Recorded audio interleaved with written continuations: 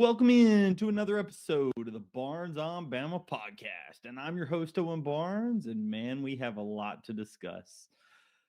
Alabama gets a big win in basketball over North Dakota, even though they're missing four potential starters and guys that are going to be key contributors this season. We're going to talk about that game. We're going to break down everything that you potentially missed. I know that, when we did the breakdown of that game, the only thought was that we were going to be missing Jalil Bethea, but some additional guys did not play in this one. So I want to talk all about that, what you kind of need to know about the guys who are missing, as well as who actually did play in this game and how they looked. So we'll talk about that game. Then we're going to get out of here because this is actually going to be a pretty short episode. There will be another episode this week breaking down the LSU football game as well as the St. John's basketball game. So if you are interested in that, go ahead and subscribe here to the channel. We're going to have a lot of content here coming up very soon. Additionally, as you'll see down below, Barnes on Bama is where you'll see all the written content. We put out the pregame thread before this North Dakota game. I will say that Latrell Wrightsell, and going to get a little ahead of ourselves, Latrell Wrightsell was my player of the game, and he was one of the players that did not play. It was not due to the Achilles injury. It was actually due to a finger injury, but either way, he did not play in that game. So, but either way, he was my player to watch in this game. It's going to be okay. Not too concerned, but if you're interested in hearing and seeing what all I have to say in terms of write-ups, go ahead and look over on barnesonbama.com. All the stuff will be posted there. Additionally, with the pregame threads, those are going to be on my Twitter as always. A couple of things here up at the top. If you will see, we are on the push to 1,000 subscribers. I know I put out some information earlier this past week, and it was that, over 150,000 people have seen the channel, and just under 89% of you guys are not currently subscribed in terms of my total views this past year. So if you are not currently subscribed to the channel, if you could do me a favor and just subscribe, it's free to you guys. It helps keep the show going, and it really gives me the recognition that allows me to be sponsored by the guys like Believe, like you see down below me. That is how we're able to do a lot of these podcast collaborations with a lot of other people. It really keeps the show going, and I think it will be a really, really good thing if we can try to hit 1,000 subscribers. The goal is by the end of the year. That may be a little bit lofty, but if we could hit it by the end of basketball season, I'd be really, really happy. So now that we've got all that out of the way, I want to jump into this Alabama basketball game. As I mentioned, let's start here up at the top with the guys who did not play in this game. We had three guys who did not play in this game, which we expected to play, coming into the preview of this game. The guys that did not play were Aiden Holloway, Latrell Wrightsell, and Keaton Bristow. Nate mentioned all three guys in the pregame. So if you're not aware, I was unable to attend this game. My fiance had an interview in Nashville today and on Monday, and so we were driving home. I was able to catch the majority of this game, at my house. The first maybe 5 minutes or so, I was listening to Chris Stewart. I've been able to catch up on what I did miss, but either way, I wasn't able to attend this game. One of my friends was able to use my ticket, and the big thing that, Nate Oates talked to Chris Stewart in the pregame about was that Aiden Holloway and these guys were going to be missing. And Chris asked him, obviously what's each injury and what's kind of the timetable for each guy. And Nate was saying, without saying, in my opinion, was that, hey, if this was potentially a bigger game, these guys would probably be available to play, but that these guys are all day-to-day. When Nate's saying day-to-day, that feels like this was a situation where could they play potentially, but it may cause their injury to linger. If we can sit them for this one game and have them potentially recover faster, then let's do that, because it's not worth it to have our guys hurt anymore if they potentially could rest. So Aiden Holloway has a bit of a wrist injury. Keaton Bristow rolled his ankle in practice 2 days ago. And then Latrell Wrightsell hurt his finger apparently in the Furman game and re-aggravated it in practice. So that was the injuries that happened, all fairly minor. Keaton Bristow is the only one that really seemed to me that under normal circumstances he may not have played, just because it was 2 days post a rolled ankle. Depending on how bad it is, that's something that can, sit somebody out a little longer. But the wrist and the finger injury, my gut says if this was a St. John's game, Monday kicking off basketball, they probably would have played. However, they did not. And so, we played with just 9 scholarship players because, as we previously mentioned, Jalil Bethea was not going to play. It sounds like he's recovering well. He's off his scooter. He's still in his boot, but um, he is recovering. So we have 9 scholarship guys. All 9 guys did play. Collins Ongiaka is really the only one that didn't play substantial minutes. He only played 6 minutes. He had 2 points. He didn't look terrible out there. He got 5 rebounds. He didn't look the best out there. He looked about like what I expected. Everybody else played over 15 or over 14 minutes. I thought that there's a lot of good things that you can take out of this game. Obviously, my score prediction, having us at 106 was with Trelly and Aiden Holloway. So the fact that we only scored 91 points in this game, I think is okay. It does not, worry me that we only put up 91 against a team that still had a bad defense. I thought that by and large, Alabama looked really, really good with the ball.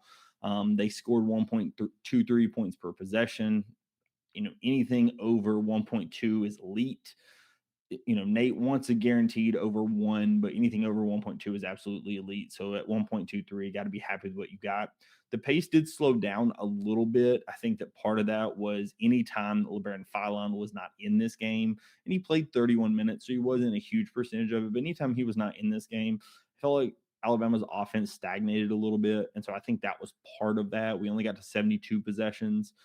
Also, additionally, North Dakota did a pretty good job getting steals. I talked about it in the write-up and in the preview of this game that North Dakota had done a good job getting steals and pressuring the basketball, especially with Eli King. Eli King and Garrett Anderson combined have 7 steals in this game. They ended up having 11.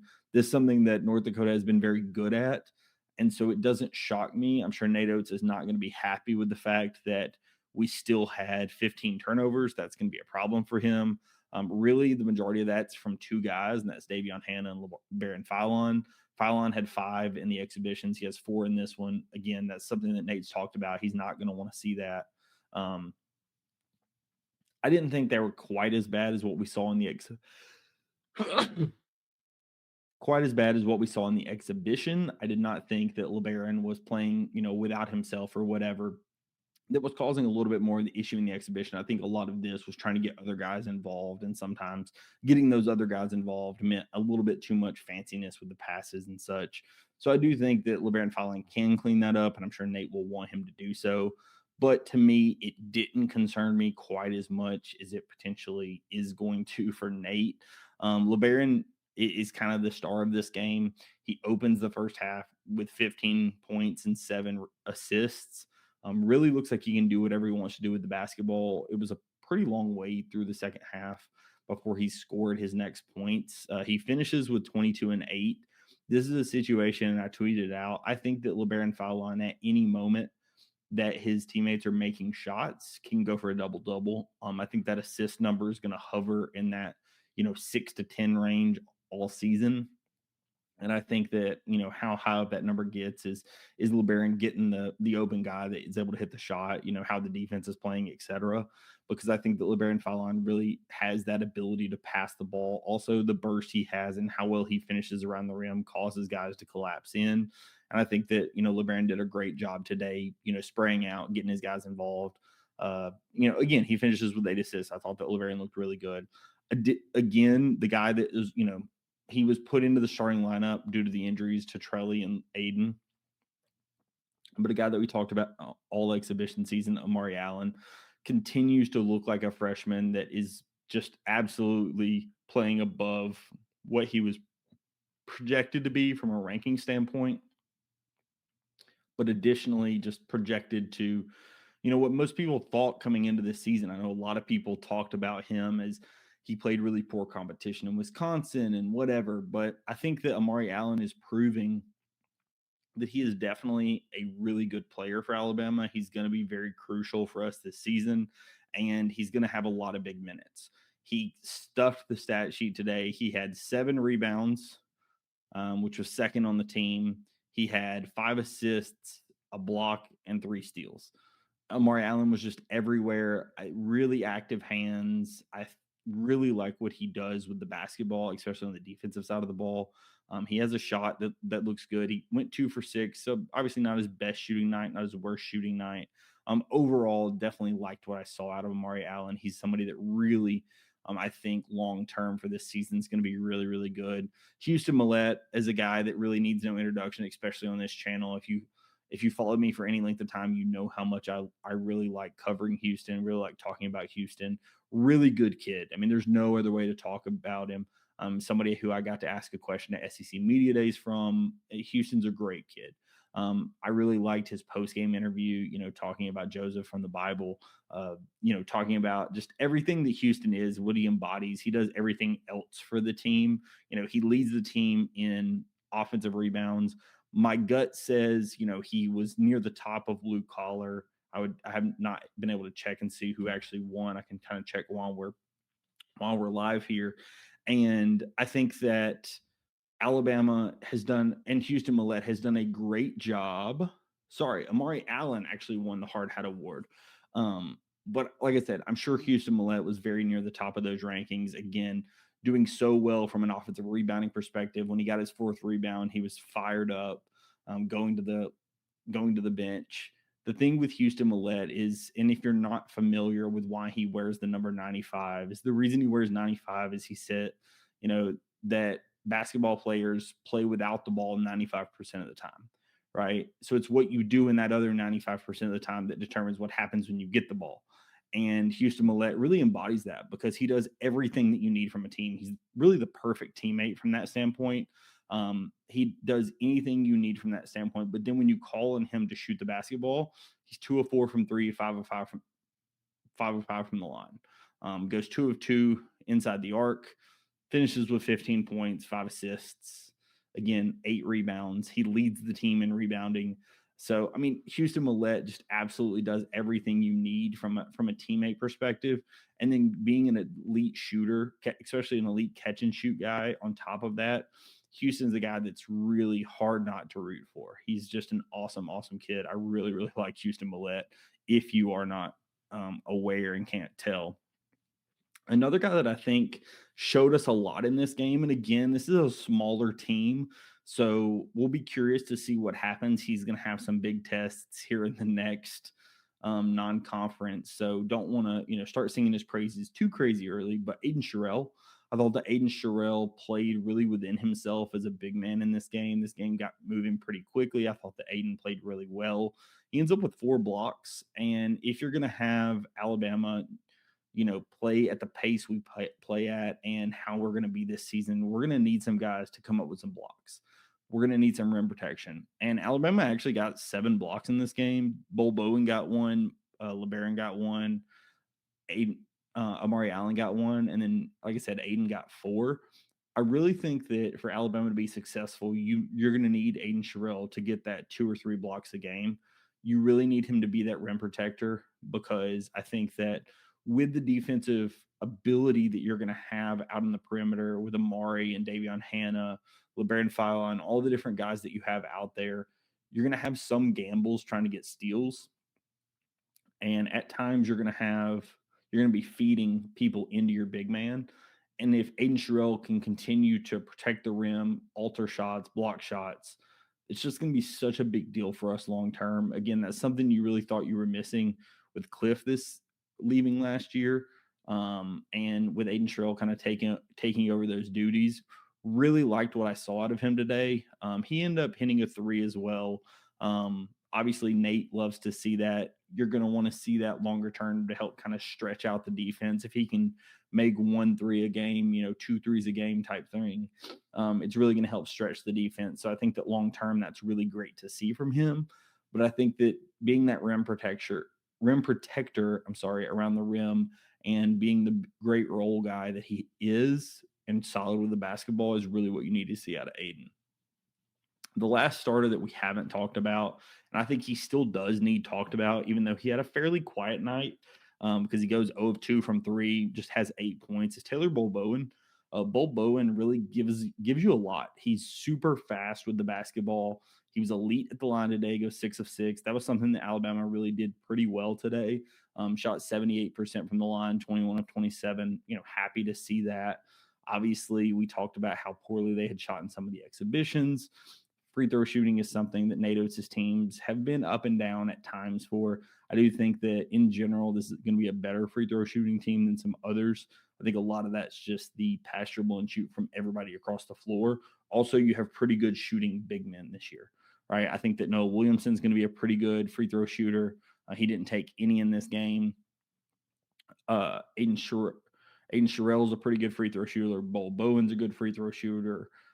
You just have good free throw shooters at your bigs, and that's often where you see, obviously, the struggles from a free throw shooting perspective. So I think that long term is going to be really good. The only guy who actually missed two is Collins. He went 0 for 2, so that obviously hurt your numbers a little bit. And then London Jemison goes 3 of 5. And we'll talk about London here in a second, because I thought that, him and Davion Hannah, and Amari Allen, right? If we take Collins out of the group and just talk about the three main freshmen that came in all as one before Collins' reclass, all three of those guys looked really good today. And I think that London deserves to be talked about, because he did not do as much in the exhibitions, but I really liked what I saw out of London today.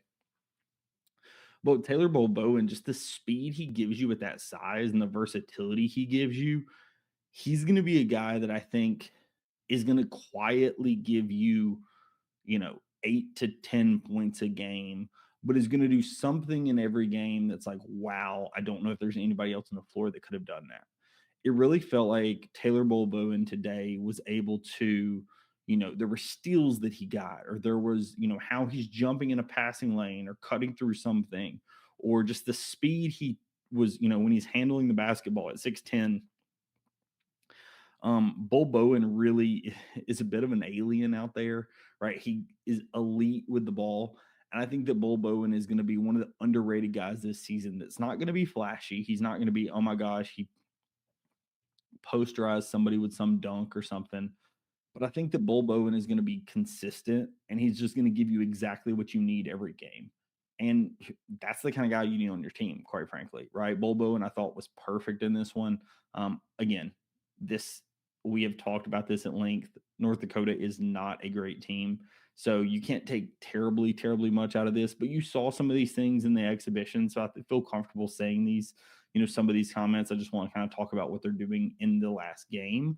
But additionally, like I said, I do think that Taylor Bowen long term is going to be really, really good for us. He's going to do a lot of good things, and I think that you saw some of it today. And again, 6 of 6 from the line from your 6'10" guy. You got to love to see that, because he's going to be playing the 4 and playing a lot of big minutes. And so, I fully suspect him to be at the line a decent bit. And if you can have him consistently shoot solid from the line, that's going to be great for the long-term success of this team. And then the last two guys that we'll talk about, and I mentioned both of them a second ago, and it's the last two freshmen, is Davion Hannah and London Jemison. Davion Hannah, the craziest thing to kind of say from his perspective is I thought that he had a great game. He did have some turnovers and had some issues with that. Obviously, would like to see that cleaned up a little bit. Some of that was just getting into some traffic around the rim and getting a little uncoordinated, so to speak, around the rim and getting a little too fast. But I thought that he still gave you some really good minutes. I think that he has a defensive ability that I really like what I see out of it. He also has an explosiveness that, again, you saw that athleticism. We talked about the dunk attempt and the block from the exhibitions, and he has done it again. He goes up and poster dunks on somebody, two hands, was really, obviously a huge dunk at the end of this game. The fans had started to clear out, and he, brought those that were left back to their feet. I thought that it was a really, an awesome dunk. I thought that Davion Hannah, every time I see something out of him, he's somebody that really, I like what I see out of him. And I really think that long-term on this team, he's going to be really good. So I do think that Davion Hannah is, are you going to take a ton out of exactly how he shot or exactly how he did this and that in this game? Maybe not, but I do think that you can take some things out of it, and it's that his athleticism and explosiveness is really, really good. So you got to like what you saw out of that. And then finally is London Jemison. I thought that London played a better game than he did in some of the exhibitions. He finished with 12 points. He didn't have his best shooting night. He goes 1 of 6 from 3. He goes 3 of 5 from the free throw line. So definitely not his best shooting night, but I definitely thought you saw more out of London Jemison in this game that you did in some of the exhibitions. I thought that, he was playing within himself. He, again, he got a steal, he got some offensive rebounds, he was doing some of the gritty things that you really need to see. And I thought that, this was a better game for him than we saw in some of the exhibitions. Again, within the exhibitions, I talked about how it felt like Amari and Davion Hannah were kind of upstaging London Jemison, even though he was the higher ranked prospect. I still think that Amari Allen, is the guy who kind of has stolen the show over the early part of this season. He is somebody that is playing huge minutes. Obviously he gets the start in this game. He's somebody that he won the hard hat, 7 rebounds, 5 assists, 12 points, 3 steals, a block, right? Amari Allen just did everything on the floor and really had a really great game. And so I think that in some ways that's starting to upstage a guy like London Jemison, but he clearly isn't upset by something like that. And he still gives you, again, he gives you 12 points, 4 rebounds, a couple of offensive rebounds with that, a steal. I thought that London Jemison, played well in this game. Overall, will he shoot better? Sure. I think that, that goes without saying, but I think that Alabama, played well and won this game fairly handily, like we expected. They win the offensive rebounding battle, they win the defensive rebounding battle. They assist on 70% of their baskets. They had 15 turnovers, which obviously natives will want to see that cleaned up. You had 7 blocks, 8 steals. Pretty clean from that standpoint. And like I said, the big things that Alabama did not shoot super well from 3.